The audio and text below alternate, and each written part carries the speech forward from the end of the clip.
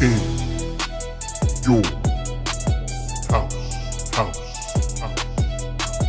in your house, house, in your house.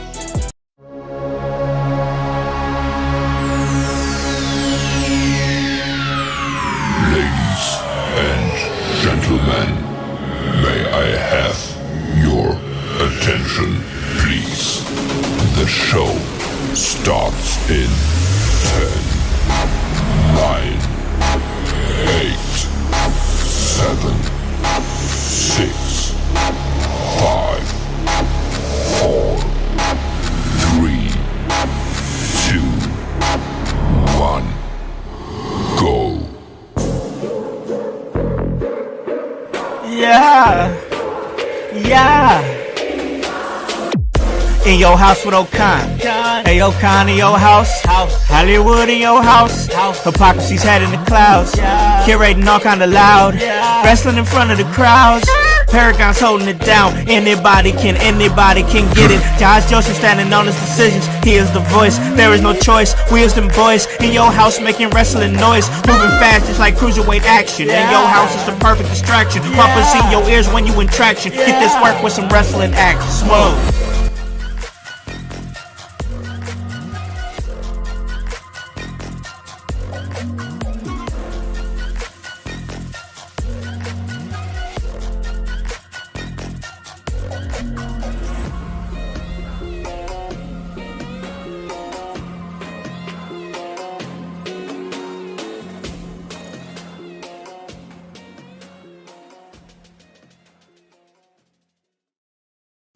What is up, guys? What is cracking? It's the Con Man, and I am in your house. And you guys already know the vibes. Anytime we slide on through, we're here to give you that work when it comes to this professional wrestling business. And guys, it is Sunday.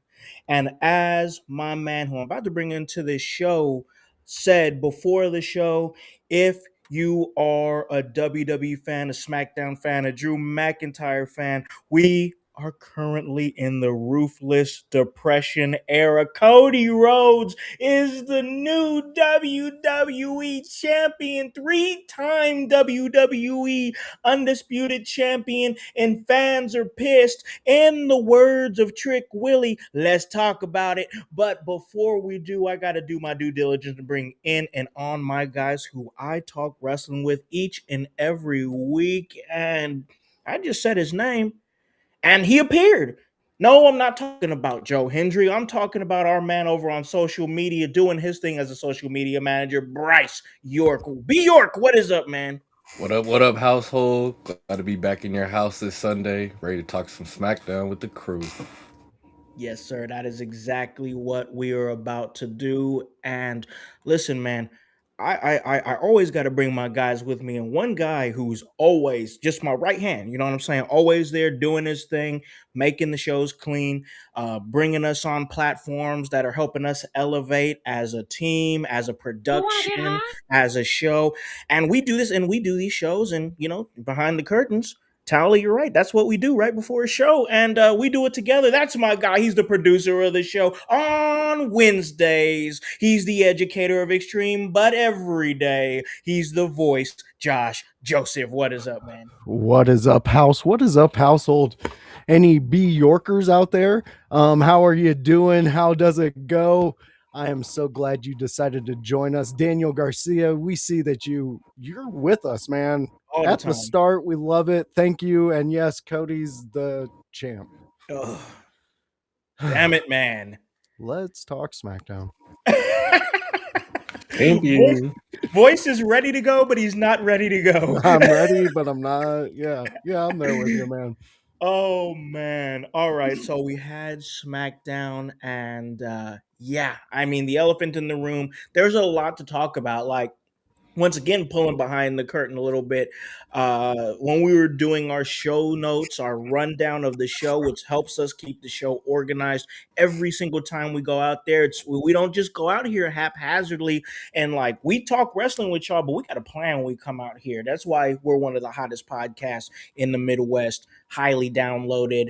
ranking, whatever, patting ourselves on the back, bragging about us. We're a great team, whatever.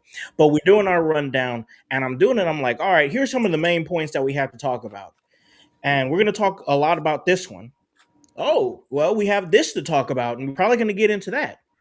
Oh, well, we probably need to dig into this a little bit. And then all of a sudden, it's like damn near the whole show. So I guess if that's what I'm talking about, I guess logically, if I'm, doing things the way that I do it, I guess it was a good show. I guess it was a pretty Yep. damn good show. There's a lot to talk about. So, Yep. yeah, it seemed like SmackDown was a pretty good show. We also had the collector's edition release of WWE 2K26. A lot of people talking about this game. I got the early release. We'll talk about that later on in the show. By Lucifer's beard! But we got to talk about SmackDown, and we got specifically talk about Cody Rhodes, and Cody is the new 3-time WWE Undisputed Champion. He didn't do it alone. He had some assistance, and it's making me feel a little bit like maybe we don't get that Fatal 4.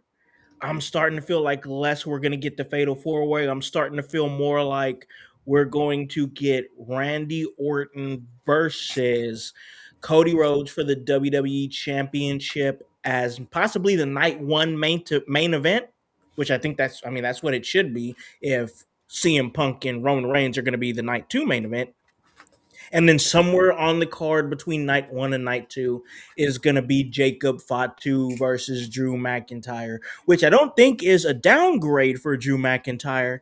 But man, I got to tell you, I really thought he was going to walk into WrestleMania, the WWE champion. I thought we were going to get a fatal 4-way. I also have to bring into the fact that when you go to the video on YouTube, on WWE's YouTube page, the video of Cody Rhodes winning the WWE Championship, it is the most disliked video that WWE has ever put out.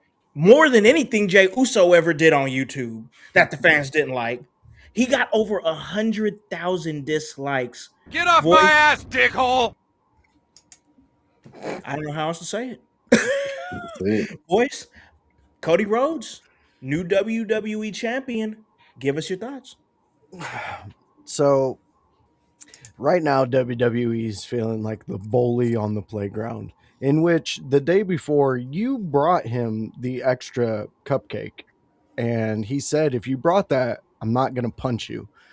And they did that. They gave Drew the title. And we were like, holy shit, they're believing in Drew.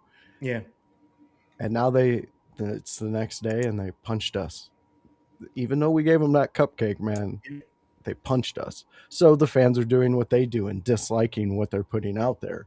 Maybe it'll get across some boards, maybe not. I don't know. But this is not what we wanted. I mean, a fatal 4-way at Mania in Vegas was sounding so amazing. I was looking We so haven't done this since 2000. It would have been 26 years since the WWE has been competed for at WrestleMania in a fatal 4-way, and we're missing the boat. and we're missing the boat. Yeah. We're at the bar, she's talking to us. We're buying her drinks, her hand's on our leg. And then all of a sudden she goes, my real name's Greg. And you go, what the fuck, man? What just happened here? And, so this is what's happening to us. And, be as it may, we're still going to get a Randy Orton WrestleMania main event. Yeah. I don't know about you guys, Bryce. I assume with you on how you came onto the show, that's all I ever want. If you have Randy Orton on your roster, I want him in a main event at WrestleMania because No doubt. dude, it's a different type of Orton. We get a whole different type of Orton, and I love this Orton at Mania. But again, I wish it was that Fatal 4. If you wanted to do it then have Cody win it at the Fatal 4. Fine. That's a moment. That's something you can hate on. But honestly, there were so many ways they were steering us that this way I really didn't think was going to happen. Yeah. I thought we were getting that fatal 4, man. I really did. But let me bring this into uh, the panel here, and then we're definitely going to get B York's thoughts. And I want to get some thoughts over here in the in the chat as well. We've got Grunmeister in there. He says, "I'm fine with Cody versus." Well, he probably means Cody versus Randy, but Cody, Randy, Drew, Fatu. That does sound so much better. But it, listen, I want to put this out there. I want to put this out there, and I want to say this. I know we wanted the Fatal Four Way, and it looks like we're getting the singles matches instead. If we see Randy do a full turn and kind of tap into 2009 Randy Orton on this road to WrestleMania, is that salvageable for you? I know you said, Voice, that you said that it's going to be a Randy main event, so you're going to watch it anyway, which I agree with. I love Randy, huge fan. But I'm saying on the road, do you think if we see Randy take that more sinister side, do you think that it could Mm. sustain us as opposed to, instead of being like, oh, I wish we would have had that fatal four, it Yeah, would I have been got like, what you mean. holy Yeah. hell, this is so good. I'm not even thinking about the fatal four way anymore. Well, here's my quick insight on that, and then we'll get to Bryce. But I think we already got that with Randy, in which where he snapped the RKO on a couple people real quick. Yeah. What I think they're going to gear us for is a Cody turn at Mania, and he's going to go heel to retain the title, and then we're going to have the, putting Randy Full, out there as the face. yeah. That's my opinion. I don't know if that's where they're going, but that's what I see.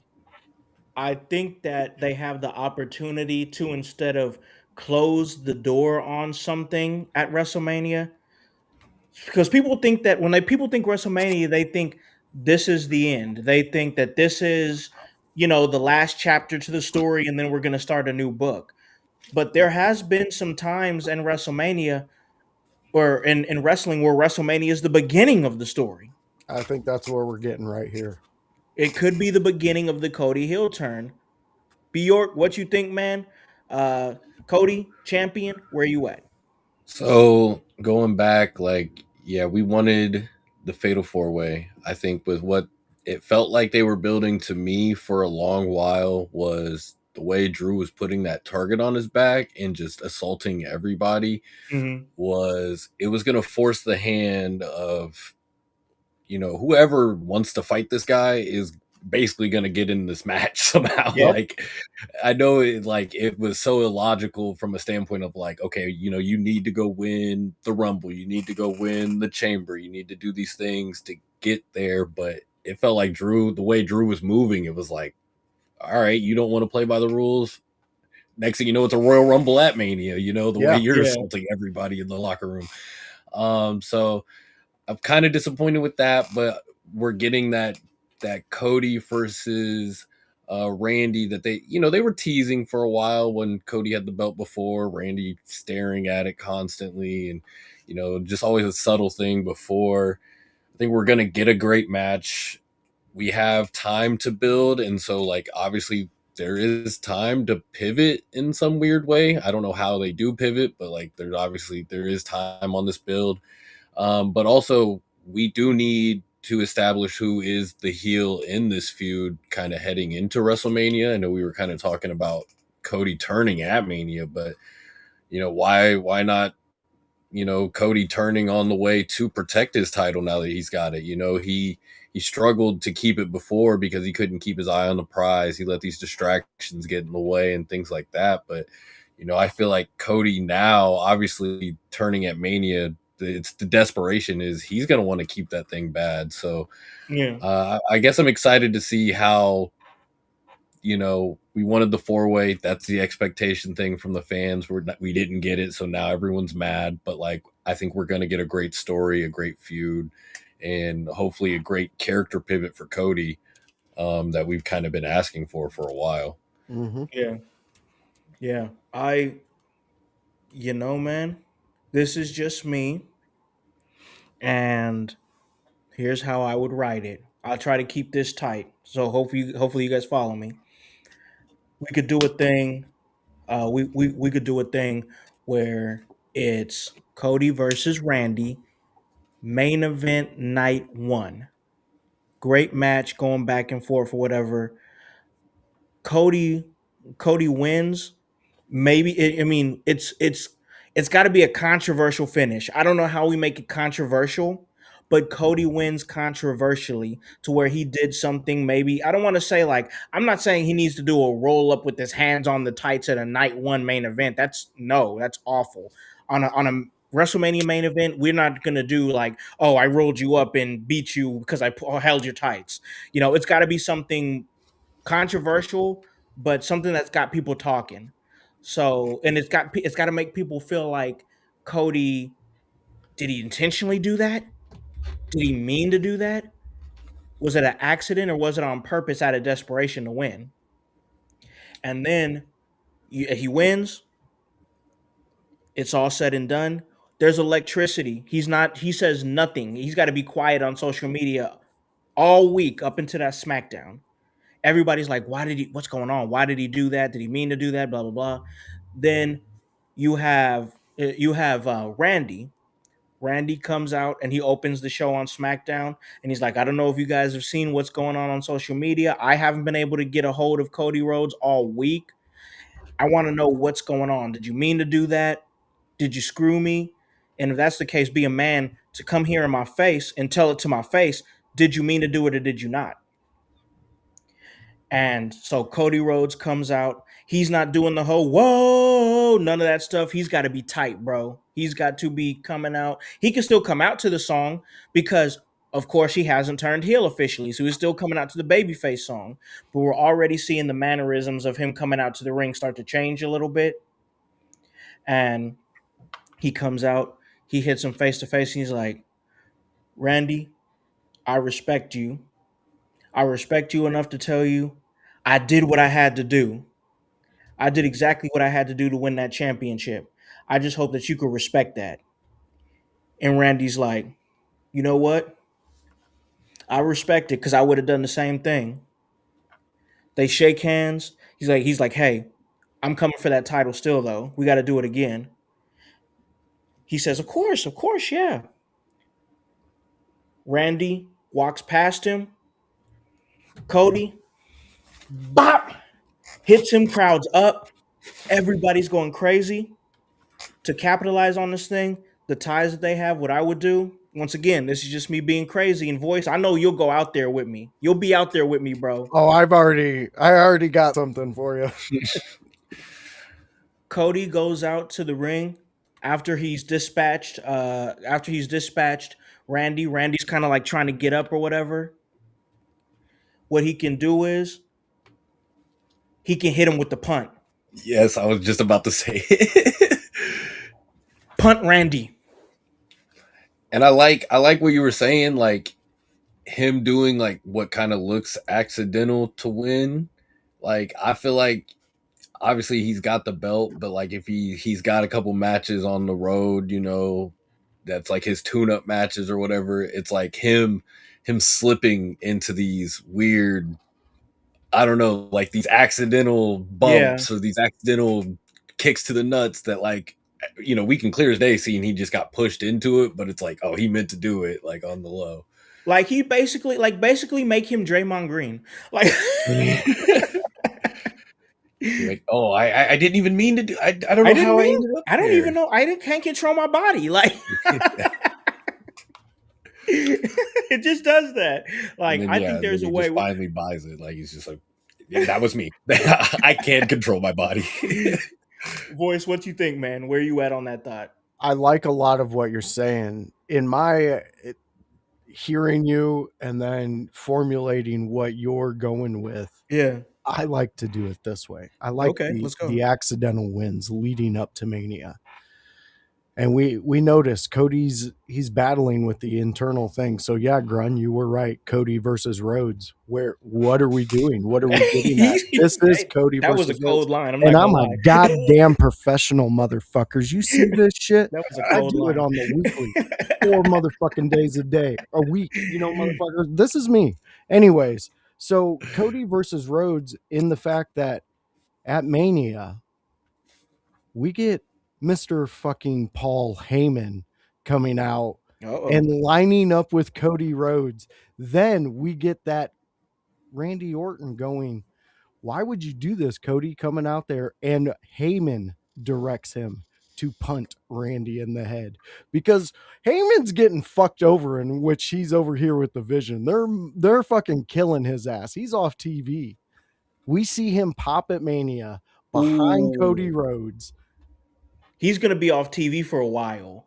The way he got his shit split, he gonna be off TV for a while. And why would Paul Heyman not try to be like, oh man, I'm gonna need to get up out of this situation. This whole Vision thing, this is not working for me. I need to find a new horse to hitch my wagon to. And, You know and what I'm what saying? Instant heat. what I like is like the idea of like, you know, back when we had, you know, Rock Austin and McMahon popped out, you know, type of thing. Like, Thank Yeah. you, Bryce. I like that idea of like, because we don't have, you know, the GMs aren't coming out. Adam Pierce, like, we kind of had a moment where it was like, is Adam Pierce going to be like directing some shit to kind of fuck with Right. the Vision? But like, we don't have anyone who's like making deals with the devil in that sense, where it's like, if I'm gonna get to the top, like, hey, bro, I'm gonna go shine all these shoes or something like that, and I'm gonna be in a title match on Friday, bro. Like, nobody's doing that right now. So like, I would love to see. Hey, Cody's like, hey, this is what I got to do. It's an easy way to get the Cody heel over because you Yeah. have to. I mean, I understand there's so many dislikes. I get that. That's just fans being fans. Okay. But in the general audience, the people out there, kids are still screaming for the dude. You Mhm. got to make him the bad guy. It's the same. It's like Bryce said, exactly where my head was at. Jones if in you the don't chat. have McMahon, you got to use the next in line, and Heyman's the next in line to portray a McMahon type character. He is. He is because he's the dastardly dude that has pull. He might not be running the company, but people know the name Paul Heyman. People know that his name is synonymous with greatness, synonymous with controversy, synonymous with relevancy. Yeah. You know what I'm saying? Like, if you're a Paul Heyman guy, that means you are a person of interest in the world of wrestling. So, like, it doesn't matter. It makes it easy for Cody as well to be like, hey, I'm this dude is looking for a horse to hitch his wagon to. Cody's a business guy. He's already a suit and tie kind of guy. Heyman's a suit and tie kind of guy. It already fits perfectly. Yeah. I mean, Jones it is already just out here missing his dad. But Yeah, he I is. like that too, like to No, some extent. Where don't it's like, jump with that, Bryce. he, like, you know, he's not gonna come out and constantly be there, but like if he comes out and it's that moment of like, all right, they already have beef, like you're gonna be like, I mean, Randy will kind of maybe side with him, and then you have, oh, it is Cody, like whatever.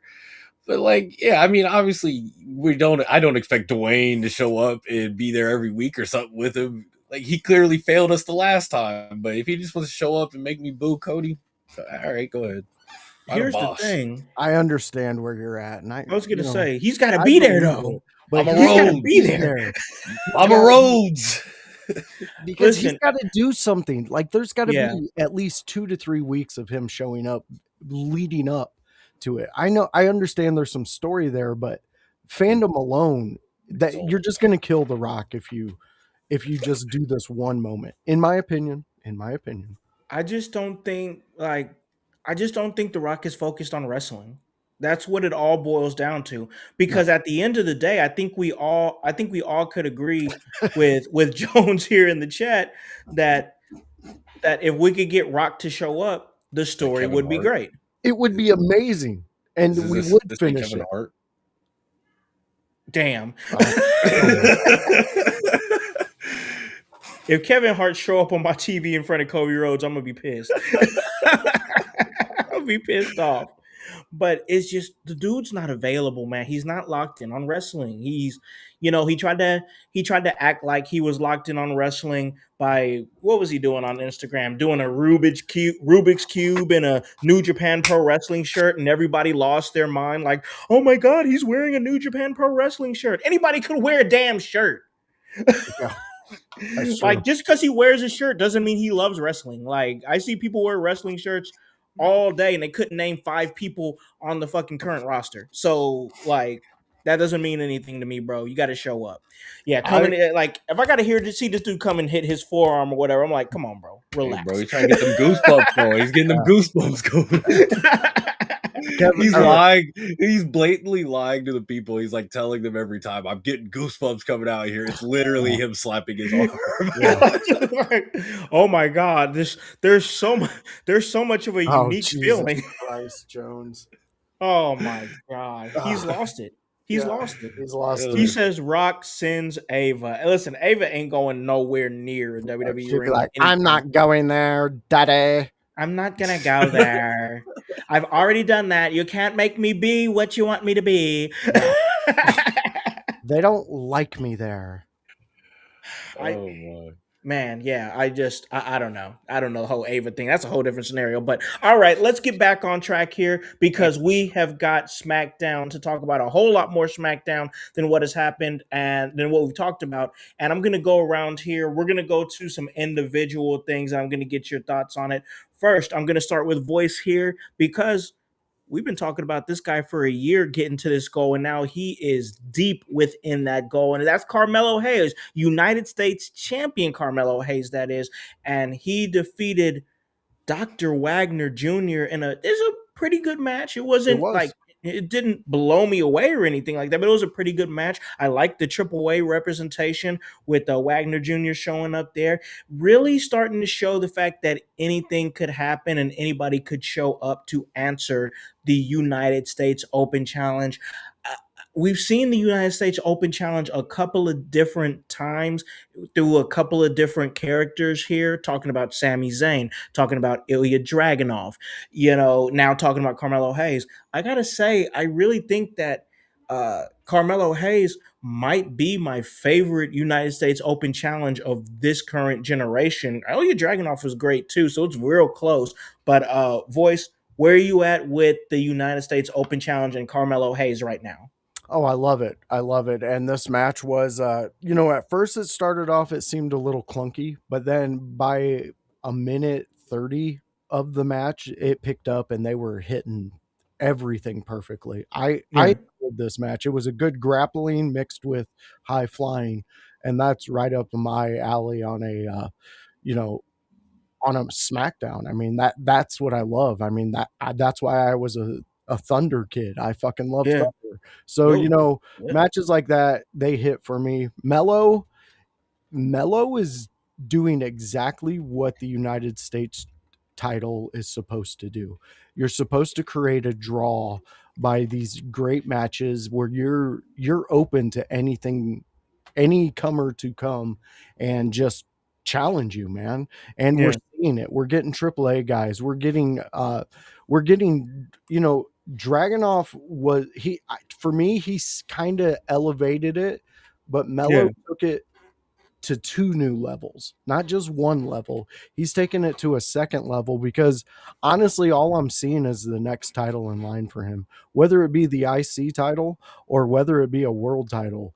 But Carmelo is building a foundation in which the fans in the future are going to make such a case for him that they're going to have to give him his Danielson moment, something, they're going to have to give him his Benoit, his Eddie Guerrero moment.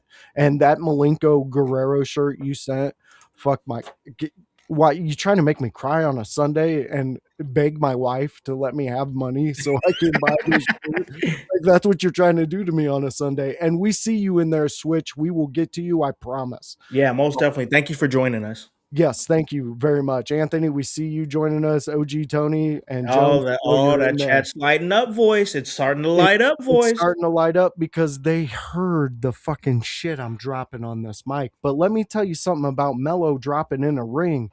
The fucking kid is money. We've been talking about it for over a year. You've given him his opportunity, and this is where he's at. He's giving us great matches on a fucking Friday night in which we can tune in. Other people can tune in because they're fans of AAA, and it's a great match. Yeah, it is. I got to tell you that this is what you're doing right with Carmelo in a major way. He's building confidence every single week, Voice. He's Yes. built, his confidence is building every single week. He's a workhorse guy. He's like him, Ilya Dragunov. Why do you think those two vibe like that, the way that they do? Because they're both workhorse guys holding what, might I say, historically, when we talk about historically, voice, the Intercontinental Championship has been the workhorse title. Yeah. But hold on, I might blow your mind. I might have you agree with me. I might have you wanting to spear me. But right now, I'm starting to feel like in this generation, the US title is the workhorse championship. Well, I mean, it's a proving ground for it. And I you could do have. Go ahead, Bryce. Take it I over. mean, yeah, I know. I could definitely see that because it feels like right now. I mean, it's a kind of a point I brought up. It's been like the experimental title to some extent for both Yeah. shows, and that's men and women type of feel. And for the Intercontinental title, it's definitely been the flashier feeling belt, as of late. It's on the bigger names because it has always had the prestige. And so I feel like this is just a great opportunity right now for Mello right now. He's building up the prestige of that US title. He's been my favorite open challenge guy because you guys harped on it. He's the workhorse, but he's also the workhorse that can pick up that mic and go. So He does. Yeah, he can. that US title, he's making that thing, as cool as it was when like Cena was holding it type of thing. Yeah. Yeah. I mean, when I think about the US title, I always date it back to WCW because that was my first exposure to the US championship was WCW. And then they brought it over to WWE in the merge with WCW. And honestly, I'm almost shocked that the US title is still around because I truly thought that that's true. That's going to be one of the things that they get rid of is the US championship. And there it is. Oh man, there it is in all its beauty. Their voice has it.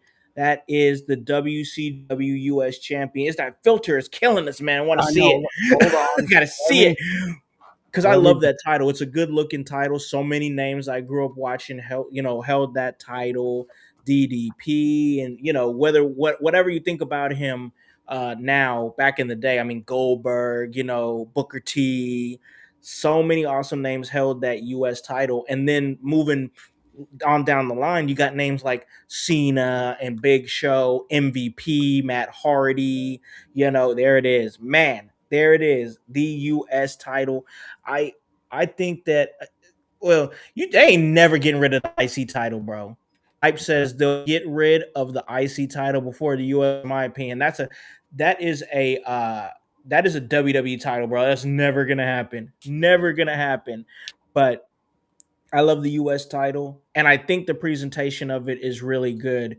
But all right, let's keep it going here, Bryce. I'm gonna bring it to you now. The Irresistible Forces, Nia Jackson, Lash Legend, they're now the WWE Women's Tag Team Champions. I think this is something that I definitely know I called on this show a couple of weeks ago. It was right after they had the first tag team title match, and it finished on it finished on a no DQ. Like I think double count, no DQ. And as soon as that happened, I was like, they're winning those titles. And they eventually did. They had the whole title celebration. They had the champagne. They had the ring looking nice. What I feel like they should have gave Jade Cargo in that skybox at Elimination Chamber. Instead, she got that trash ass skybox. That was terrible. But we they got the whole celebration. It looks like we're setting up for Charlotte Flair and Alexa Bliss going up against the Irresistible Forces. But let me ask you, where you at with Legend and Jax as champion and the trajectory of the women's tag team division?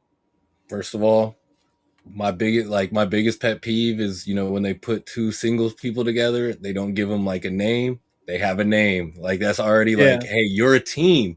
Yeah, We yep. can I love identify that. you. To me, I mean, they're the Irresistible Forces, but like this is the Sisters of Destruction right here. Like these are I like that. two I like that titan better. powerhouses that like I'm sitting here and I'm trying to think like, who's gonna beat them? Like this is a run to me. It's like, okay, Gunther held that title forever, Roman held that title forever. Like, what two girls can take on these two women? Like, this is crazy. But I love them as a team. I kind of enjoy what's going on with the tag division a little bit with the women, at least Yeah. what they're presenting on SmackDown. And excited to see just the growth of a couple of these couple people, Julie and Kiana James mainly. Seeing Charlotte kind of in a different environment for so long has been refreshing, honestly. Like, I thought I was kind of getting tired of her being in the singles or the tag team competition, but I'm kind of excited to see what her and Alexa can do to kind of be that opposing force to the irresistible forces. But yeah, I'm really high on Nia Jackson, Lash Legend. I'm glad they got the belt, and I'm excited to kind of see what kind of dominant looking run they can have. Yeah. Yeah, I agree with that. I have been in the realm or in the mindset of not we don't really need a whole lot of like long title reigns right now, but when it comes to those two and those tag team championships, I think you kind of got to let them have it for a while Because because it whoever beats them, sorry to cut you off, but it's oh, like, you're good. whoever beats them, it's like they killed a giant. Like, they killed a real Yes. giant.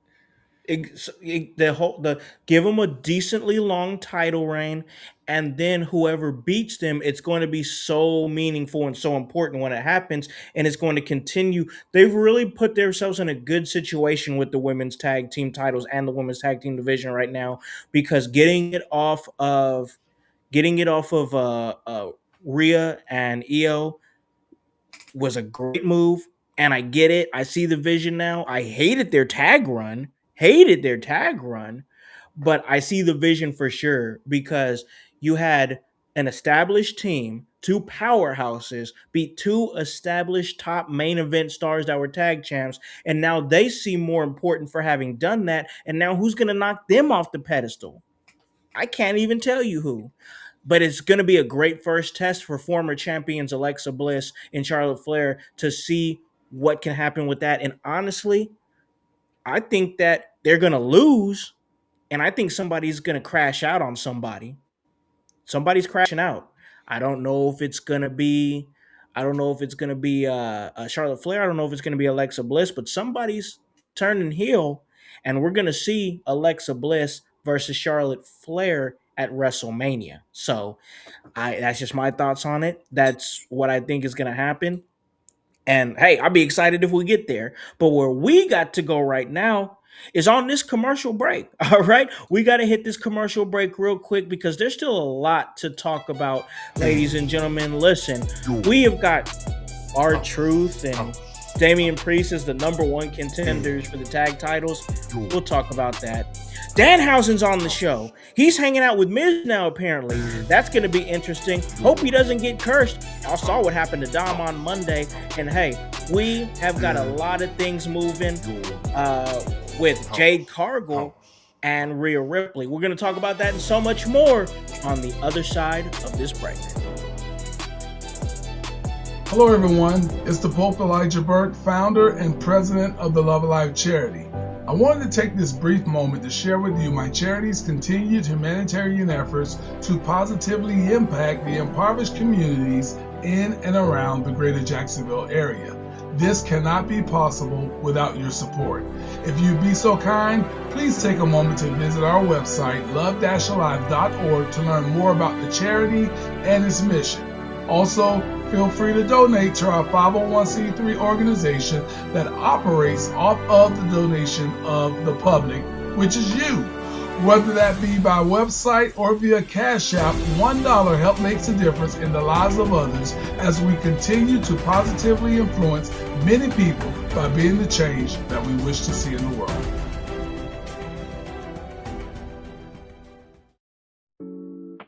Welcome to the Brainbuster T-shirt website where your favorite podcast team in your house lives. Look at all these fantastic options you have. If you want that sweet hype, we got it. You want to be divinely designed at yours. Have you lost your voice? We have all that voice merch for you. Are you just a part of the household? We got that too. Brainbuster teases where I YH live.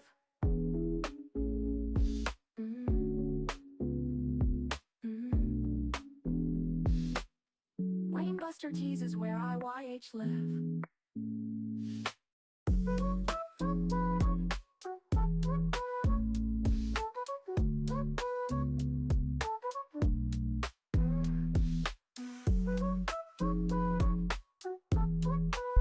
In your house with O'Con. Hey, O'Con, in your house. Hollywood.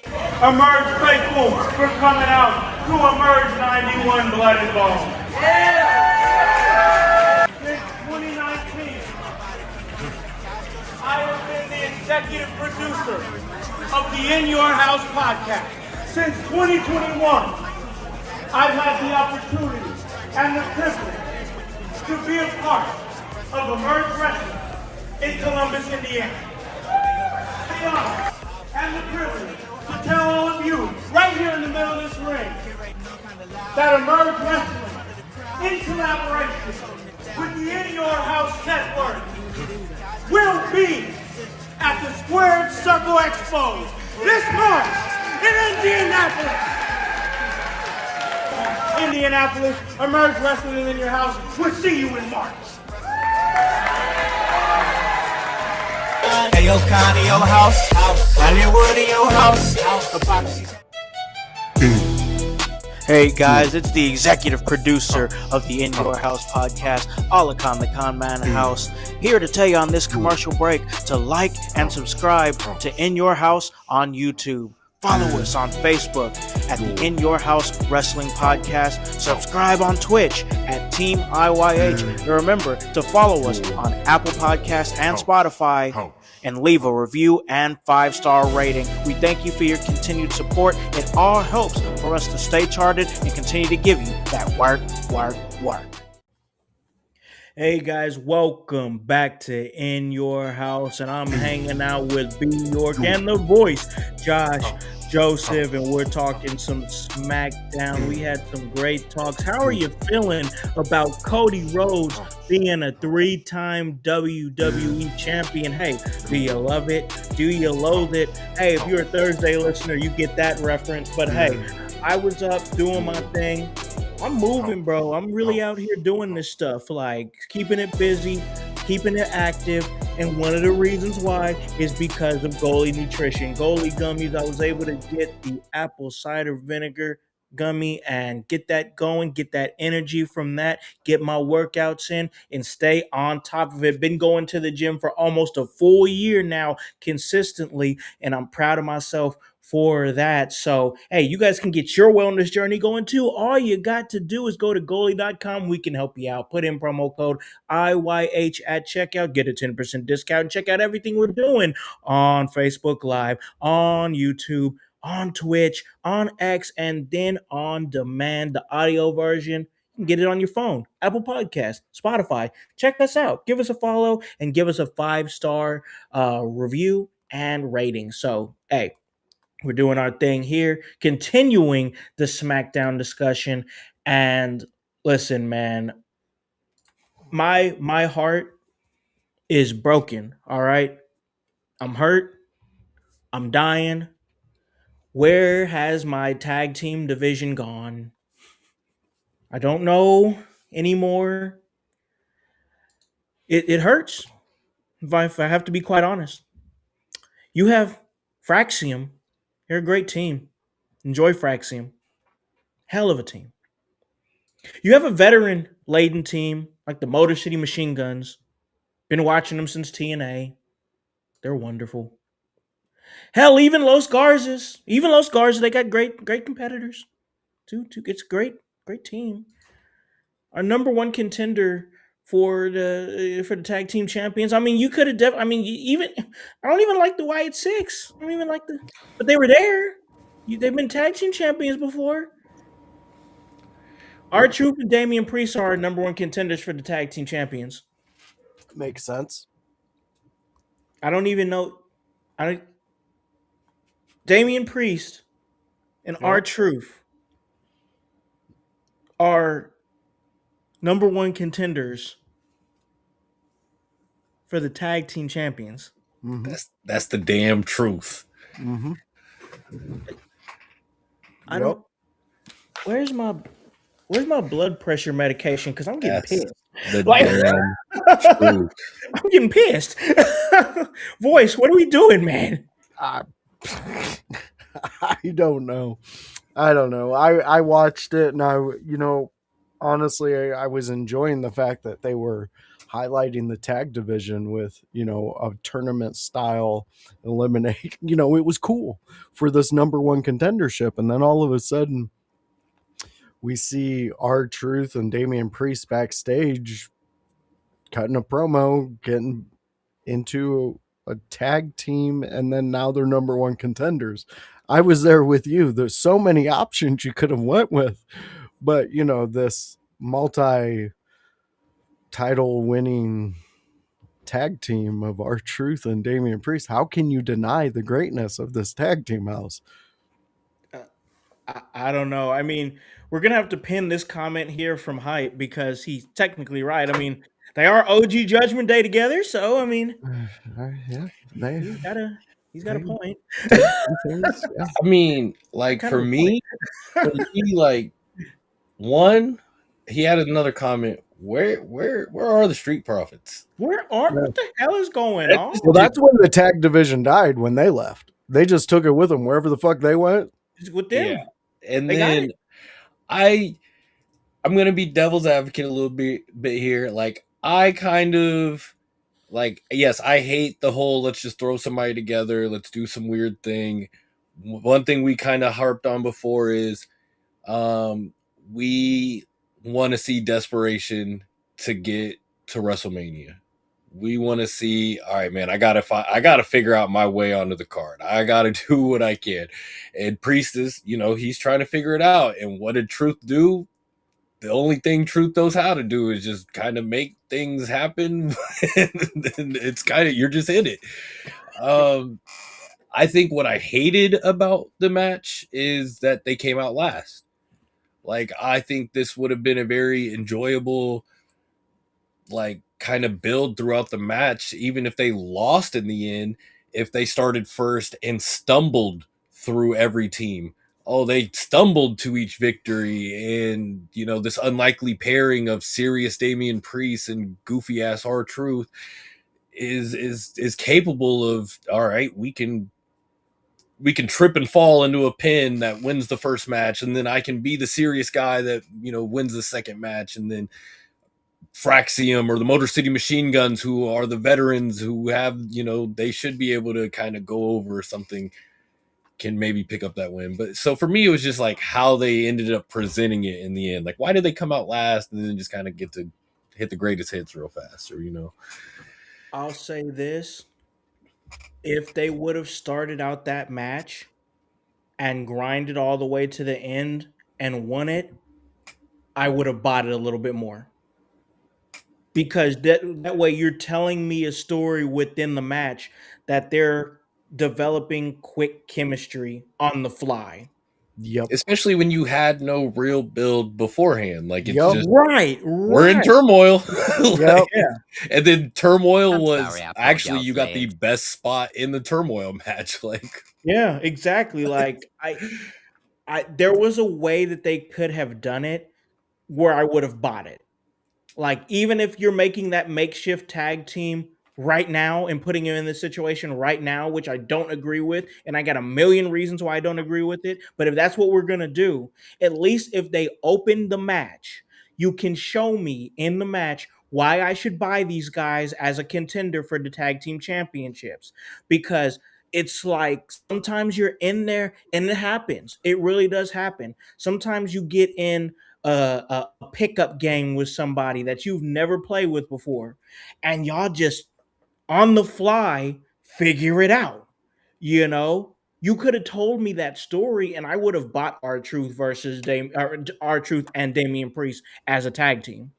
Yeah, but this is where the top of the pyramid. That's where I think the disconnect is, because they're just forcing it out there.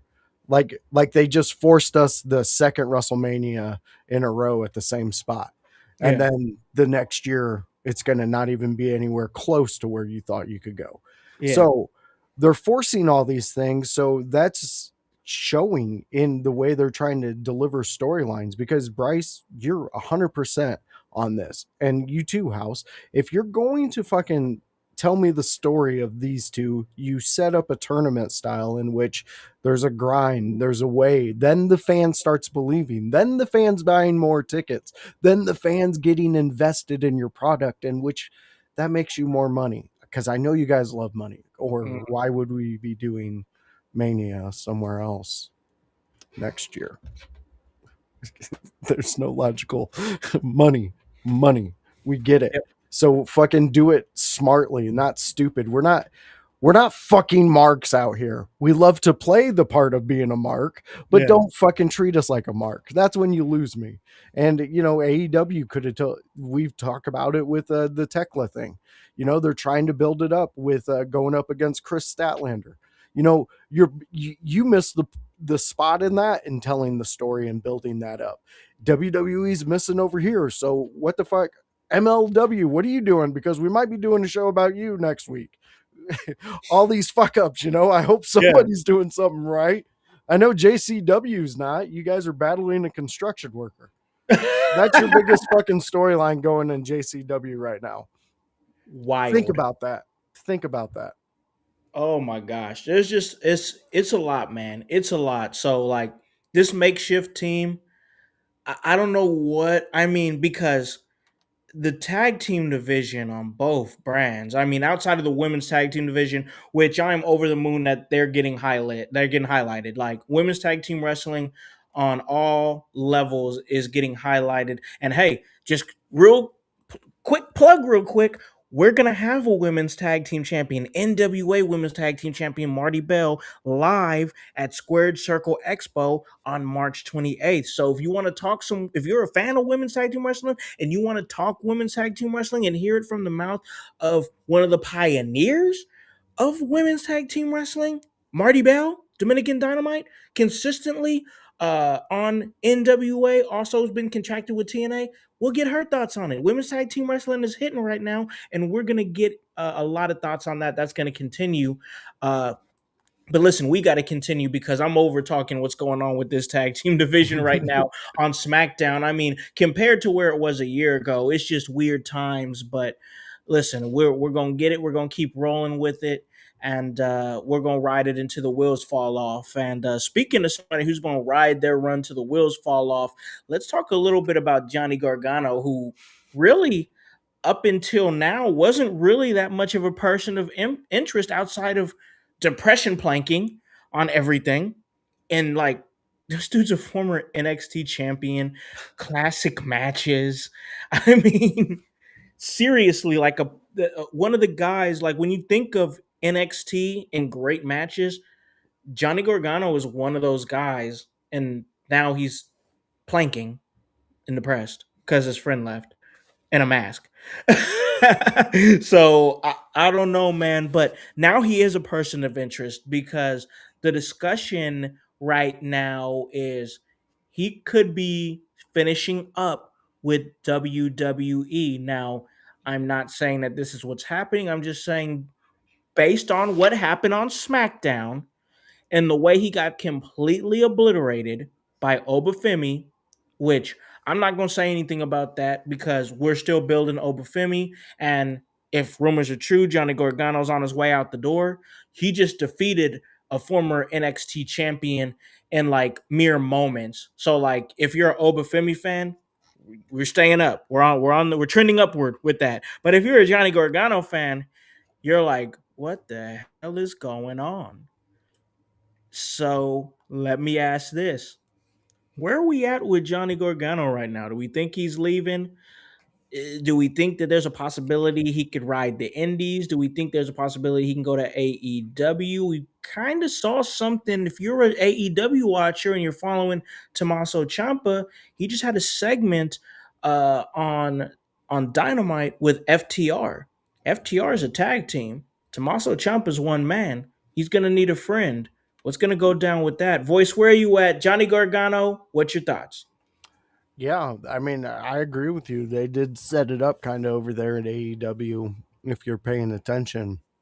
But also, if you're paying attention, Ciampa fucking bitch slapped the shit out of him. Like, he fucking reached back from the hip Yeah. and he planted it, which, true Ciampa fashion. But Gargano, man, I was huge on Gargano. NXT, loved it. I bought do you guys remember during COVID when WWE kind of did a hometown baseball logo shirt with all the guys? Yeah, I do remember that. Okay, so Gargano, Cleveland. Yep.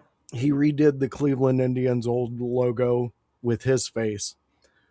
Fucking bought that as soon as they released it because I loved it. I like Gargano. I think he's great, but I also think he's in a point to which he's not using his 5 minutes properly. I understand the planking and things like that, but if you're in a cooling period and everybody behind the scenes knows it, they even have terms for it, then you should be in an understanding of selling yourself mode.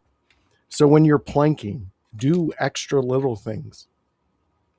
If you have the opportunity to just twist it in a little way, let me go to real quick, and I know we'll hit it later, but the Danhausen thing. Miz gives us 3 things instantly. Danhausen grabs his fingers and like makes it weird. He makes it weird. That's what he does. make planking weird. Make things weird. Do things like that because there's a side to Gargano that people miss. It's that humor side in which he can still give you a 5-star match, depending on his opponent. He can give you that level of a match that you're just going to be like, holy shit, what did we just watch? And I think AEW might be that might have been the path that they should have both taken instead of signing the last contract they signed. It might have been because when I think about what they're good at and I think about their NXT runs, they probably would have fit AEW better in the first place. But now you have Ciampa who's coming, and I literally said this to my son yesterday. When we were hanging out, we were just playing the new WWE game, but I was like, Ciampa said, "I'm here at AEW to be a top guy," and now he's about to possibly bring his buddy in and do tag team stuff again. One of the reasons why he left WWE. Yeah. So what are we doing here? Like if that's the case and you're just going to come and do tag team stuff, are you guys going to branch off after that? Because I'll be honest, I like Tommaso Ciampa. I'm a fan of his work. And I think that there's a lot of things that you can do with him for sure. But in the current landscape of the AEW main event scene, I don't see him becoming an AEW World Heavyweight Champion anytime soon. No, not with the big swingers that are up there right now and how they're building. Oh, yeah. I mean, and if we go back and look at it, up until Cody winning the title, MJF and Drew McIntyre were sharing similar storylines. Yeah, yep. Pissing off your opponents into the fact that they want to just beat your ass anytime that you're on screen. And target. Make yourself the biggest target possible, in which all your fans are asking for this multi-man match. Just fucking give your fans what they want, guys. It's not that hard. They could still, They could, but yeah, no, I'm with you on that. I'm just there's just some things where I'm like, I don't know, I don't know what we're doing. You know what I'm saying? So, but yeah, Bryce, let me get some of your thoughts, man. Johnny Gargano, is he leaving? What story behind the squash match between him and Femi? I mean, at its core, it looks like, hey, we're just building up Oba. We're continuing to build Oba up. But if rumors are true, and Johnny is the one who's going to be leaving the company, his placement in that match would make perfect sense. Where are you at? Man, so Gargano, I think it's probably a good chance he's leaving the way things look. I mean, just optically, But it's also like, what is the next step? Like when you go to AEW to join Champa, like what is the next step? You're just forming the tag team again? Is it this just so we can wrestle, which is a valid complaint? You know, you want to wrestle. A year ago, you know, we were having a much more active feeling tag team division. Things felt more respectable going on. And then right now, obviously, it doesn't feel like that. So I can understand the gripes, but if it's just to go over there and hold the mid card for a day and then join a tag team back together and then kind of slowly push yourself back into that same spot almost, but now you're putting on matches, like I don't know. It's a little tough. Or you know, they were kind of teasing some stuff with the machine guns, you know, in the episode as well, kind of around them. So Yeah. if he stays, is the story that they're all turning together? You know, maybe they're all three going heel and joining up or something. Because I mean, Johnny needs a friend to get him out of his depression. Maybe he can get two friends or something like that. So I don't know. Like I can relate to the Johnny Gargano depression planking, you know, throughout the day. I think I You hope do he this? I hope he can figure it out. Depression's a hell of a thing, man. But I don't necessarily think his answer is, you know, seeing if the grass is greener, so to speak. Interesting. I I can see your point, Bryce. I was gonna say, you know what? I agree with that. I honestly think Johnny Gargano should double down, stick it out with the WWE, and in the past, that's proven that if you will do that, they'll do something with you. It has worked in the past where people were like, "Hey, we think old boy's gonna jump. He's definitely about to go to AEW. It's definitely about to happen." And then it's like, boom, boom, he signs a new 2-year deal, and he's a United States champion, or he's having WWE championship matches here and there. He's in the upper mid card. You know what I'm saying? So, hey, I don't know. And I like what Hype is saying here. Johnny needs his family back. Cue Austin Theory. Listen, if I am Austin Theory and Logan Paul, I'm giving the Vision the kick out right now. Like it's time to kick out, bro. It's Yeah. time to kick out. It's time to find something else because as Kevin has said on this show and in our chat many a times, the Vision is snake bit. I Yeah. mean, I think you got it's got to go. Like let's And let's figure something else out. to go back to like Gargano, Champa, I'm trying to think of some guys like Adam Cole, guys that were like big NXT stars. They were putting on bangers.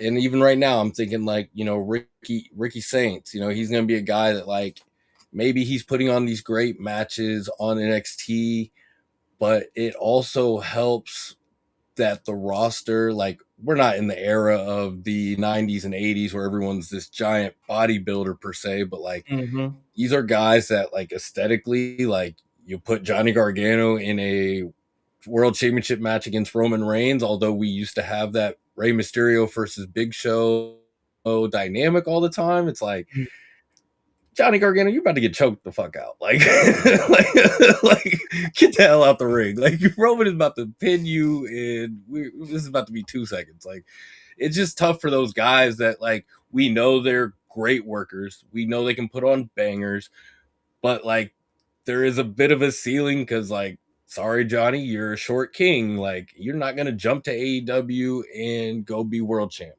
You might go get a title program with MJF, and he's gonna make fun of you for getting beat the hell up by Femi, and then you're back into weird obscurity where we're like, we love Johnny Gargano, but like, what's he doing? Like, Yep. I don't know. I just think it's tough for these guys sometimes.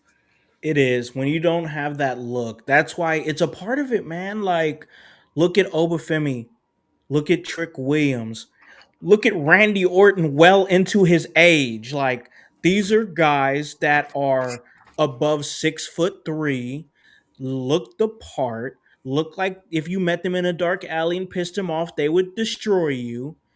These are the guys that are being world champions. You know, like Even look at, God rest his soul, Eddie Guerrero. He understood, I got to get bigger. Like, I can work, but I got to get big. You know what I'm saying? You got to look that part if you're going to be a world heavyweight champion. Okay, I get it. There was definitely once a time where I saw guys like what Hype is saying here. Like, you see Adam Cole, you see Danielson, who's a smaller stature guy. Johnny Gargano, another guy. You're like, man, those are guys that, in our mind, we're like, hey, that's a heavyweight champion. But like, a heavyweight champion looks that part. They look like somebody that is big, that is brooding, that you like the average man couldn't beat you up just by looking at you. You know what I'm saying? That's a heavyweight champion. So you got to look that part. And it is unfortunate for those guys because there's some guys that's not willing to do what it takes, if you guys know what I mean, to get big. Like Dean Not taking Malenko. their not taking Dean their Malenko. goalie gummies. Yeah, you better tell me that hard. but tell me Dean Malenko, if he didn't have that size or whatever, wouldn't be a guy. Like when I think because that's how I look at Gunther. Like, Gunther to me is like Dean Malenko with size. Like, that's how I see it. I think that's why I mess with Gunther so much, because I love Dean Malenko. See, and I'm there with you guys, but this is the McMahon conditioning. Vince McMahon trained us to think this way. Think about this, House. Paul Heyman didn't train you to think that way. He did not. Taz was one of his biggest heavyweight champions he's ever had. Tell me Taz looks like a heavyweight champion. But there's things Taz kind of did that was like he Okay. could present himself as this super threat. Like, yes, I know Johnny Gargano can do some flashy shit, but like he would have to, like, if he's fighting Roman or if he's fighting one of those top guys like that, that story would have to be built in this way where, like, I don't know, Roman shoved Candice LeRae out of the way, and then Gargano had that Vegeta moment from, Dragon Ball Z where he's fired up, and now he's got this 5 minutes of burst where he might be fucking Roman up. Mm-hmm. Then as soon as that kind of power fades away, it's like, okay, go to sleep, buddy. Like, I like this game. Mikey Whipwreck. Ooh, okay. Mikey Whipwreck. Yeah, nope. If I saw Mikey Whipwreck in a grocery store, I'd be like, I could beat that guy up. Yeah. But he was one of the most beloved world champions ECW ever had. That is true. Old drunk Terry Funk. True that. And I mean, at the end of the day, it's just that's whoever's writing that shit. You know what I mean? It's exactly. Like, whoever. That's what I go back to with the conditioning. Vince McMahon had the platform in which he can condition the masses. ECW had the platform in which they can condition a cult following. And my vision of wrestling is more ECW storyline related, because at any day, any moment, any time, a man like Taz can walk into an arena going up against a man like Bam Bam Bigelow, who was highlighted as one of the youngest stars to come out of WWE in his time, WWF at that time. Mm-hmm. But to go into ECW and to be torn apart for match after match with each other, falling into the ring, almost losing the back portion of your head because you decided to suplex them off the stage. Like, those are the things that I love about wrestling, because it's those moments. Chris Benoit diving off the top rope and winning against men like Triple H and Shawn Michaels. Ooh. That's my wrestling. No, I agree with you. Like, I like some random, like Otis. When Otis won that Money in the Bank, like, there was a moment where it was like, is this guy going, they gonna break a mold right here with. I was gonna say that was crazy, because you said it perfectly. I was like, are they about to break a mold? Like, but we all and then they do. Yep, we do, because we love it. We love it. Yeah. No, you've absolutely made a case Voice, like you made a case, like we love it when the every man wins a championship. Like there's a lore to that for sure. There is a lore to. I'm just only my point was just like typically the way Yeah. people normally, like not going against what because I agree with you. You made a great No, I case. know. Yeah. Great case. But typically the way people look at it is you got to be a certain size, certain Yep. stature to be looked at as a world champion. But you made a great case 100%. for sure. Great case. 100%. Look, they tried to make Ryback. Yep. And he Come on. was Come on. not, no, That's why, like Voice has said on this show many a times, some of these wrestlers are absolutely just meatheads. And Ryback was that guy. And they tried to push him into that spot. But there's just, once again, there's definitely a reality where your wrestling IQ, your wrestling acumen is your superpower, and it skyrockets you to heights that you probably would have gotten to if maybe you were a few inches taller or had a few extra muscles or had a six pack or was aesthetically pleasing to female fans or vice versa, just any of that.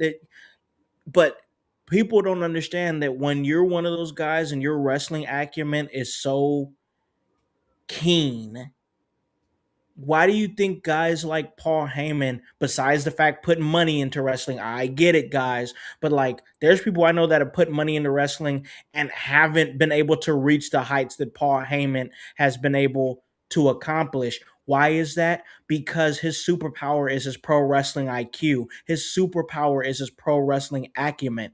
Like there's definitely some cases where that IQ takes you to incredible heights. Yeah. Have them talk to you. Have them sell you something. Yeah. Paul Heyman he just has the gift of gab. The dude can make you believe anything. And that is so important in this business. It's like we referenced the construction worker. He had some guys in his chat, putting out a promo, and they went back at me because I made a comment trying to be funny. And I boiled it down and I said, it's your job to suspend reality for me as the fan. All you really did was make me, and then I reverted back to my original comment. We'll keep it clean on the show. But that's the thing. It's your job as the entertainer to make me suspend my reality and believe in the story you're telling me. Yeah. That's the flat thing. Yep. That's what you got to do, man. That's the name of the game for sure.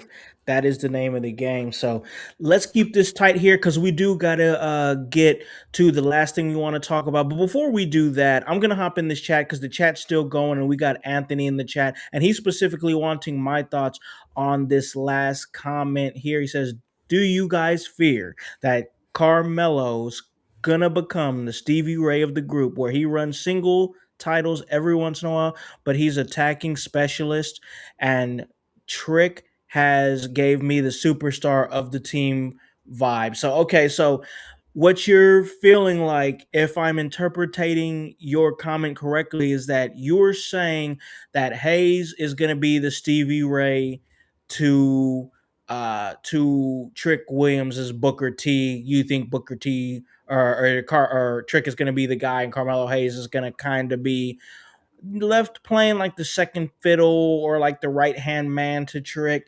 My answer to that question, absolutely not.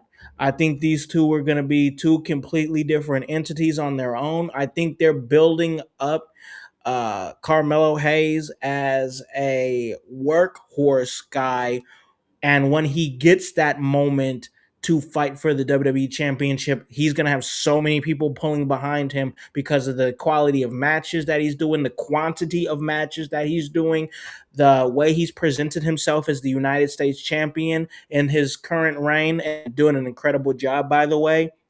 When he gets that moment, people are going to be really behind him when he gets the opportunity to fight for the WWE Championship.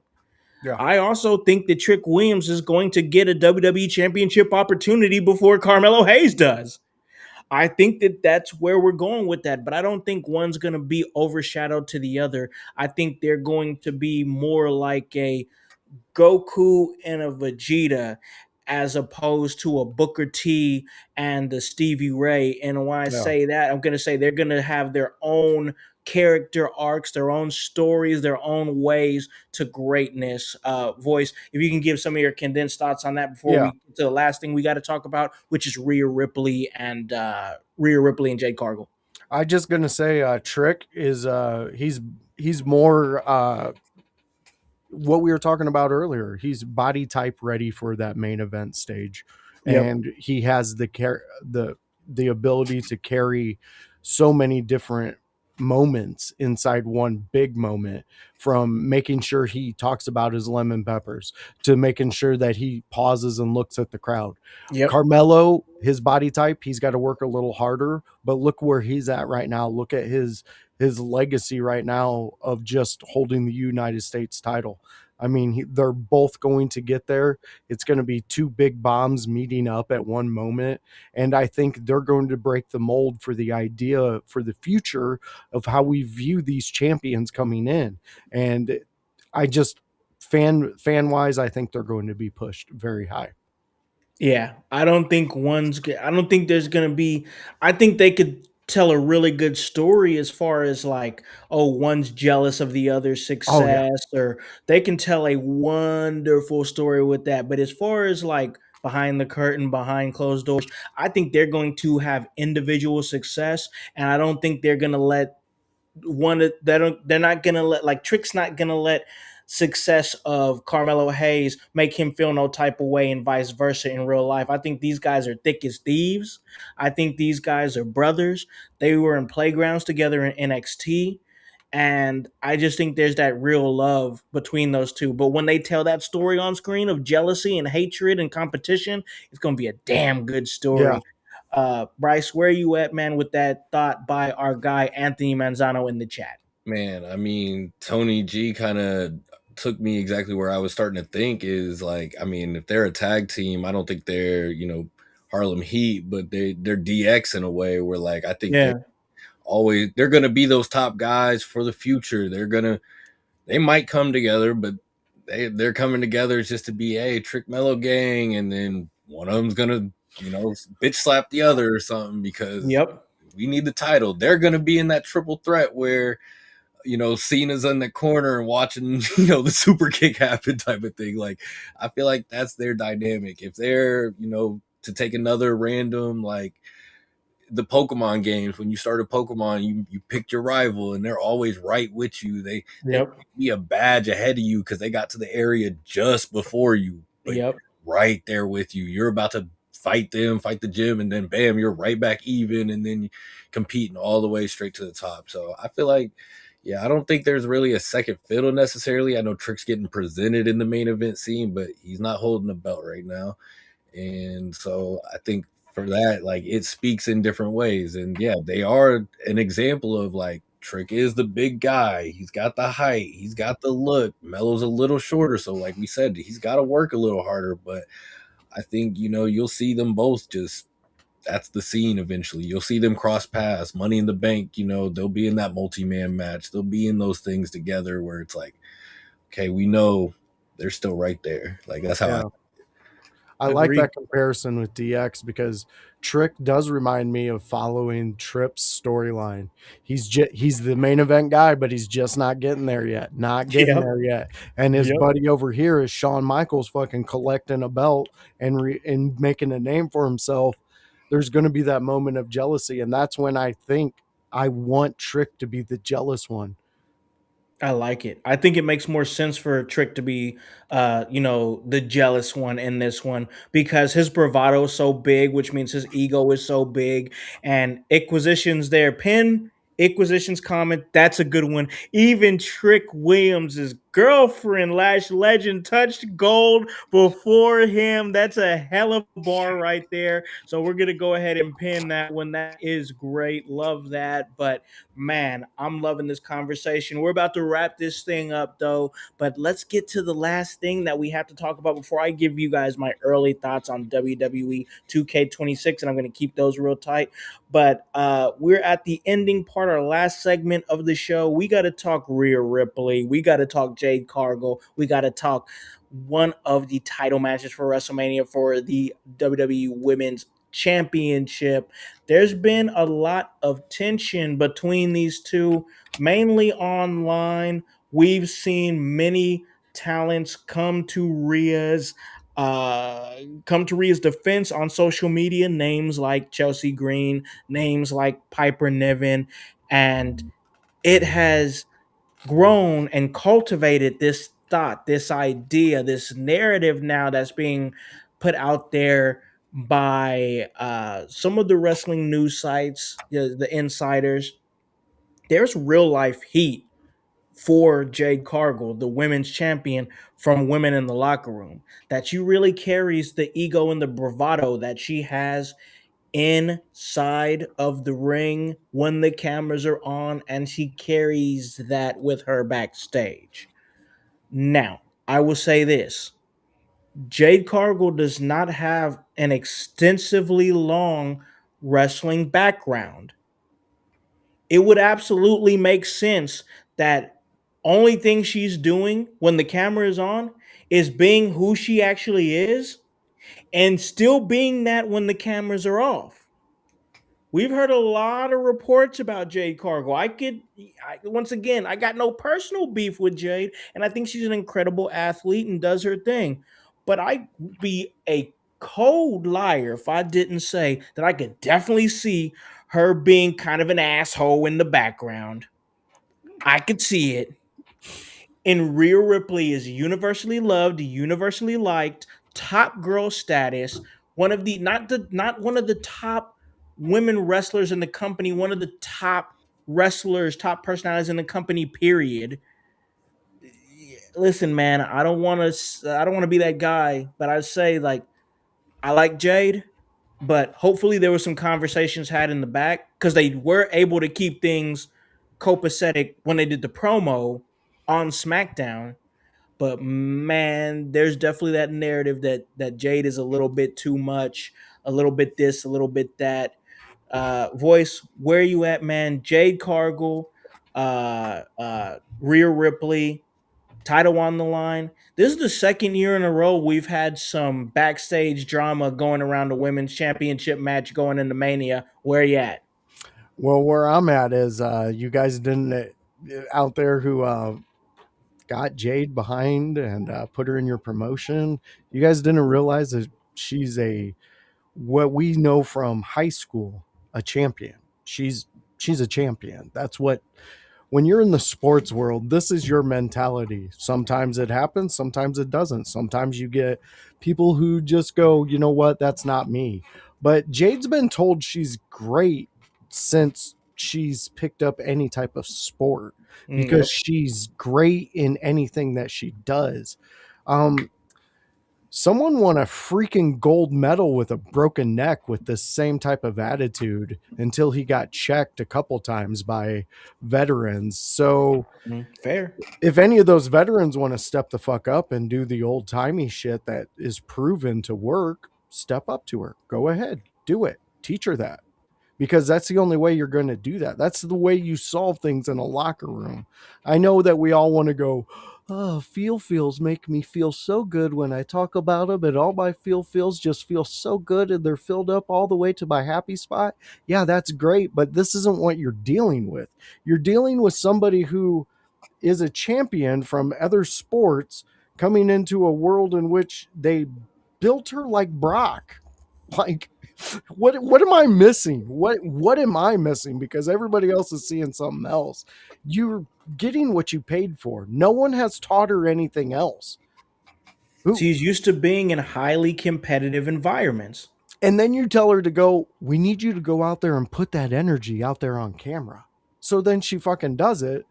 And then because somebody backstage who's liked more because she says all the nice things and, champions all the nice things and does all the, I'm sorry, I'm on a Rhea overdose. Like, I've had enough of mommy, come on, go back and do something else, because I'm personally tired of seeing her on TV. It's the same thing over and over and over and over again, and I want something different if you're going to give me her. But who the fuck am I? I'm a dude in a basement talking on a microphone, so I'm done. Hey, we here though, bro. Like, look Yeah. where we at. This is what we do. This Yeah, is what we well, do. she ain't But gonna care if she hears this. oh, and you know what? I would criticize her if she did care. Yeah. You know what I'm saying? Like, she shouldn't care. Keep moving. Like, Word, yeah. you're in a way better spot than me doing stuff that I dreamed of doing. We just make money off of here and do our thing and come together as a group and as friends and form our opinion about wrestling. So like, if these opinions ever catch the ears of these wrestlers, I expect them to not care. I expect them to brush me off, and I'm a-okay with it. You know Yeah. what I'm saying? I'm a-okay with Exactly. it. Keep doing what But you're doing. yeah, keep doing it, keep going. But Bjork, where you at, man, with all the stuff you've heard and all the stuff you've probably seen with Rhea Ripley and Jade Cargill? What are your thoughts, man, about this whole situation and the promo? Man, like bringing that up about like her, it's like she has been, a winning athlete all this time. And it also kind of reminded me of like a little bit like Rousey, when Rousey kind of came Yeah. over. And you've got this acumen where like it's hard to say the lady who beat people up in real life isn't, about to be the champion. Yeah. But if that's the logic, then like Lola Vice, come on up. Like, like you might as well be my champ. So, but it's tough because also with these ladies where they make the comment, obviously, hey, Jade, you're not working a lot of matches and you don't have a background and yada, yada, yada. And the kind of the same with Rousey, where it's like your matches are completely, rehearsed, scripted. When we go do this promo battle, it's probably completely rehearsed and scripted. And we're going to make sure everything looks a certain way. And it's not on you to really make it. Protecting them, keeping them protected. And so, like, I definitely can see where the gripes are coming from. This is the kid that just transferred over and we pushed him straight to the top. So everybody who's in the locker room already, they're going to be fucking pissed. That was my time. That was my title shot. I was literally supposed to get a title shot till she got signed on a random day or something like that. So it's like, there's understandable gripes. I think my biggest disappointment with this segment on SmackDown was they didn't lean into it. Like, they kind of avoided it. They avoided it. They sure did. I didn't like that. Rhea just called her an aesthetic merchant, basically called her an aura farmer. Like, hey, you're just out here trying to look good. Like, I'm out here actually working. You built to just look good. So like, I don't know. Like, it was kind of weak. I'm over Rhea as well. Like, I was tired. Being in a tag team didn't help me. Being a singles competitor doesn't help me. Like, go away for a little bit. Like, I hate for you to get hurt, but like, go roll your ankle and go home for a month or something. Yeah. Like, he said go do a movie or something. Like, like, please, like, go expand your horizons, try something new. So like, I have reason to miss you a little bit because, I mean, kind of like Cody, like, I don't mind that he's champ, but like, goddamn, can I not see you around this for a minute? Like, Yep. You're right. You're Dude, right. I'm like Cyrus the Virus over here, man. Yeah. I'm infecting motherfuckers. But it's a good take though. Like, I agree with it. I really do. Like, and it's something I didn't really think about until you guys were mentioning it. And I'm like, I don't know if I've like she's still getting the big pops and everything, but I don't know if I've genuinely enjoyed Rhea Ripley for a couple of months now. Oh yeah, like I sing her song probably every time she comes out.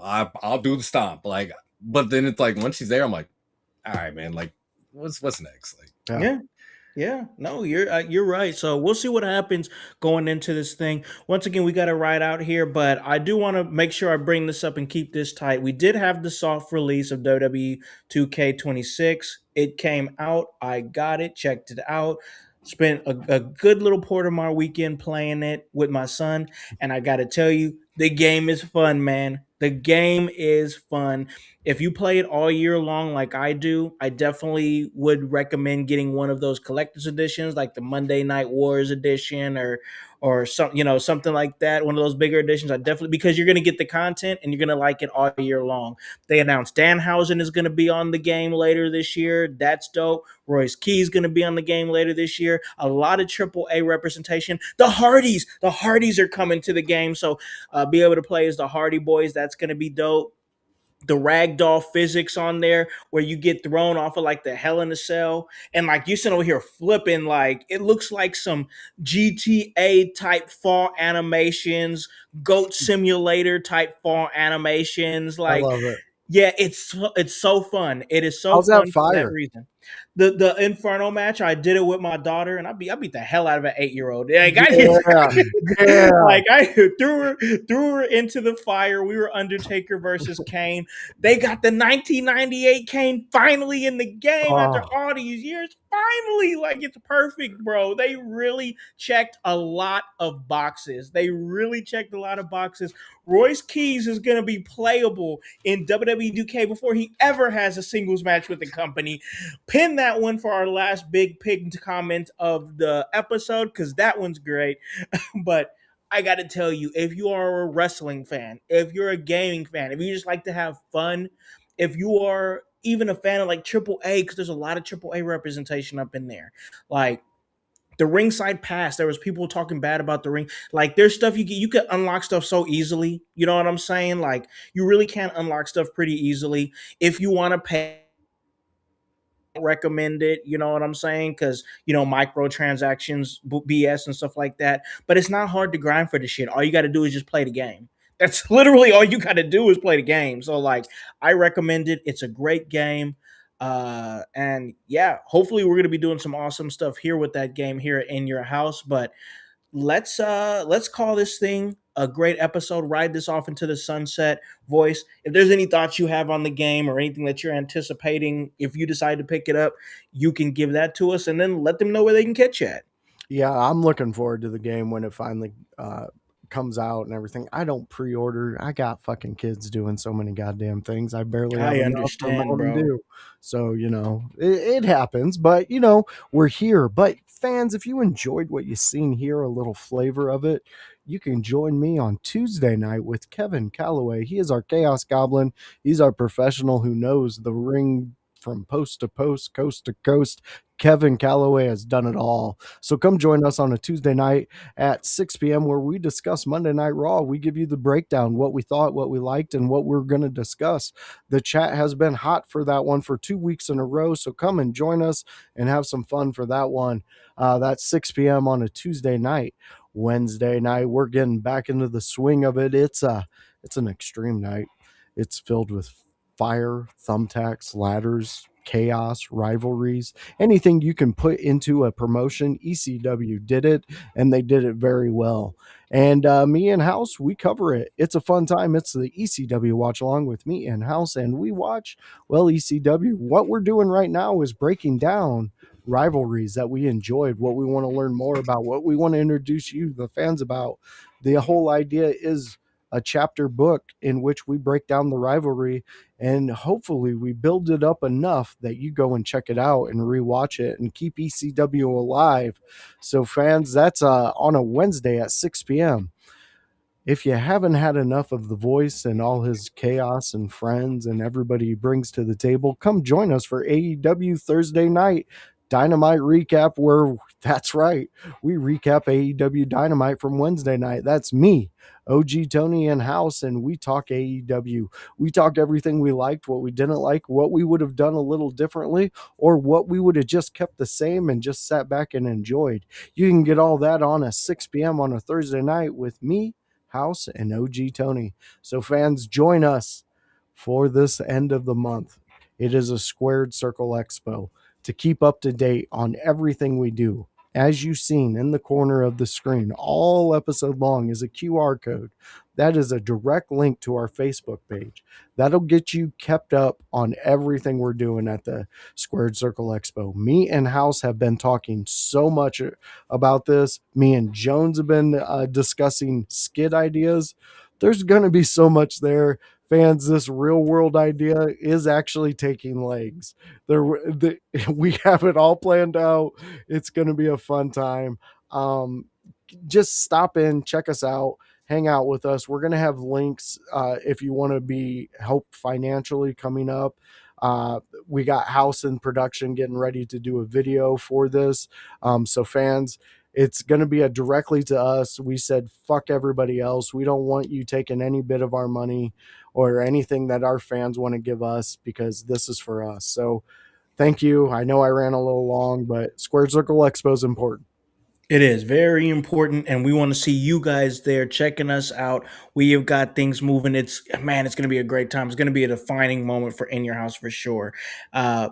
York, I got to get some of your thoughts, man, real quick about WWE 2K26, and then let them know where they can catch you. Man, I actually got to play just a very little bit the other night at Scrap Lotto's house. Very fun game. I like the way the entrances are looking. I like the way you can kind of, play around with that as you're coming out. There's also a new feature when you're doing your universe mode. If you set up like a title match, okay, you put your champion in, you can basically set up an open challenge now. So it'll shit. Yeah, so it doesn't tell you who the wrestler is until their entrance plays in the game.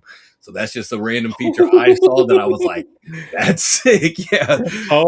So I tested that out and I was like, okay, this is something that kind of makes me want the game just, in compared to last year's edition. So that's my thoughts on that.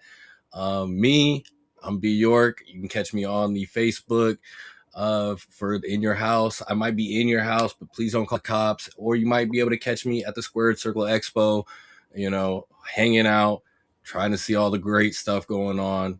But just come in and say hi. I don't bite. That guy might.